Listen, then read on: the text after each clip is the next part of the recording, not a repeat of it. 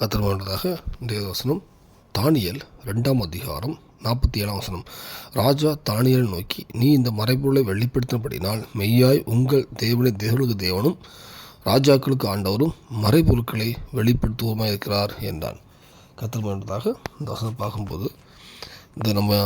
பார்க்கும்போது ராஜா ஒரு சொப்பனம் காண்றாரு. அந்த சொப்பனத்தை சொல்லி அர்த்தம் கேட்கல. அந்த சொப்பனமே என்ன அப்படின்னு கேட்குறாரு. அப்போ அது யாருன்னு சொல்ல முடியல. அந்த டைமில் தானியேல் சொல்கிறார், நீங்கள் கண்ட சொப்பனம் இது, அதனுடைய அர்த்தம் இதுன்னு சொல்கிறார். அப்போ ராஜா சொல்கிறார், ராஜா சொல்கிறதா நீங்கள் ஆராதிக்க மெய்யான தெய்வம், எல்லாமே மறைபொருள் வெளிப்படுத்துகிறவர் அப்படின்னு சொல்கிறாங்க. இந்த வேலை பார்த்திங்கன்னா தானியேல்கிட்ட அதை வெளிப்படுத்துனாருன்னா தானியேல் ஜெபிக்கிற ஒரு ஜெப வீரனாக இருந்தார்.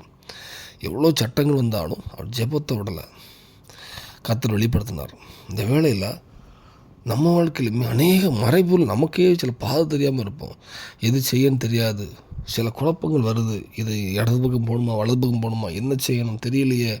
அப்படி இருக்குமானால் கர்த்தர்கிட்ட கண்டிப்பாக கேட்போம், கண்டிப்பாக சொல்லுவார். ஆனால் அவர் சொல்கிறதுக்கு நம்ம பாத்திரலாம் மாறணும். அது தானியேலை போல் ஒரு ஜெப வீரனாக உண்மையான ஜெபித்து அந்த நேரத்துக்கு ஜெபித்து இருப்பீங்கன்னா கண்டிப்பாக கர்த்தர் பேசுவார், உங்களை சரியான போல் நடத்துவார். உங்கள் மூலமாக அநேக ஜனங்களுக்கும் ஒரு வெளிச்சமாக மாற்றுவார். சில வெளிச்சம் உங்களுக்கு மாத்திரமல்ல, ஏன்னா தானியேலுக்கு கொடுத்த அந்த கிருபவரம் தானியேலுக்காக மட்டும் இல்லை, ஒரு தேசத்துக்கே கொடுத்தார், தேசத்துக்கே பயன்படுமா கொடுத்தார். தானியேல் கொடுத்த அந்த ஆவிக்குரிய வரம் உங்களுக்கு கொடுக்க ஆவிக்குரிய வரமும் அநேக ஜனங்களுக்கு பிரயோஜனமாக இருக்கும். இந்த வேளையில் நம்ம ஆவிக்குரிய வாழ்க்கை ஜெப வாழ்க்கை உடைந்திருக்குமானால் ஒரு விஷயம் கர்த்தர் நோக்கி பார்த்து சரி செய்வோம். கண்டிப்பாக உங்கள்கிட்ட தேவன் பேசுவார், உங்களுக்கும் மறைவில் வெளிப்படுத்த, உங்களுக்கும் போக வேண்டிய பாதை காட்டுவார். அநேக ஜனங்களுடைய பாதை இப்படி போகணும், அவங்களுக்கு பாதை உங்கள்கிட்ட வெளிப்படுத்துவார். அர்ப்பணிப்போம். அந்த பூமியில் ஒரு கலங்கர விளக்காக அநேக ஜனங்களுக்கு சாட்சியாக மாறுவோம். நம்ம மூலம் தேவனா மகிமைக்கு சாட்சியாக மாறுவோம். நான் அதில் சொல்லும்போது தானியேல் ஆராதிக்க தேவன் மெய்யான தேவன்னு ராஜா சொல்கிறார். அப்படி நம்ம மூலமாக தேவனா மகிமைக்கு ஒரு சாட்சியுள்ள வாழ்க்கை வாழ நம்ம அர்ப்பணிப்போம், ஜெப வாழ்க்கை விடுவோம். கண்டிப்பாக எல்லாரோட தேவனை ஆசீர்வதிப்பார்.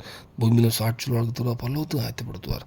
அர்ப்பணிப்போம். தேவனை கிருபை செய்வாராக. ஆமென்.